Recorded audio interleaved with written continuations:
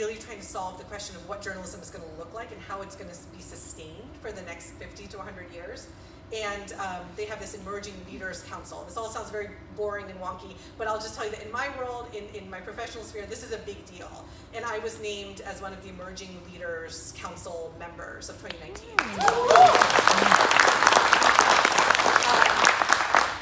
Jennifer Preston, in that world of people who care deeply about nonprofit news, is a really big deal.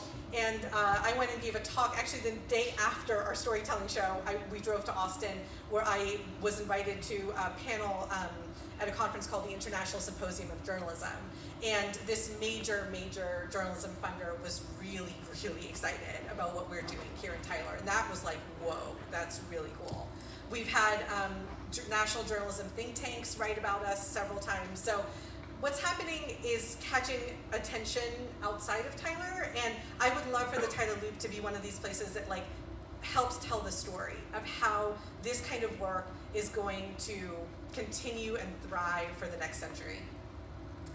The problem going forward, sustainability. I'm a volunteer. I do this work unpaid for the most part. Our membership program pays for our contributors. It pays for things like Out of the Loop. And my goal is, by the end of 2019, to have figured out a way to make this project sustainable. I have some ideas for how we can solve this problem. I would like to find ways to work with our most forward-looking, our most engaged, our most innovative leaders to just come up with creative ideas for how we can sustain this project. There are also some exciting opportunities on the national funding front that are starting to pay attention to what we're doing here in the Tyler Loop and in Tyler. And I think between those two, we could really come up with some cool solutions. And then, can events drive memberships and revenue? I love that I love the conversations that emerge from things like this. When I get people not just reading my stories like on their own, looking at their phone, sitting at home, but how do I do this in a way that feels like I'm informing people and giving people a chance to connect over the journalism? I'm really interested in experimenting with that. And when I said there's another event, a series I'm hoping to launch, stay tuned.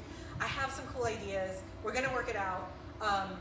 And I think that this could be a really important piece of the puzzle when it comes to our future. So here are my goals for the next 2 years. I would like to grow to 400 monthly members and 15,000 followers. I want to work with local and national leaders to support and grow our operations. I want to put on 2 amazing, kick-ass, out-of-the-loop shows every year. I want to launch a must-attend local conversation series. I want to experiment with new ways of telling stories. Like I said, how do we get people to engage not just with the journalism, but with each other? Because I think it's spaces like this where I guarantee you, half of the people in this room would never have connected with the other half of the people in this room. And I want the Loop to be where that happens, where we are that hub, where you get to meet the most interested, engaged, invested people in our community.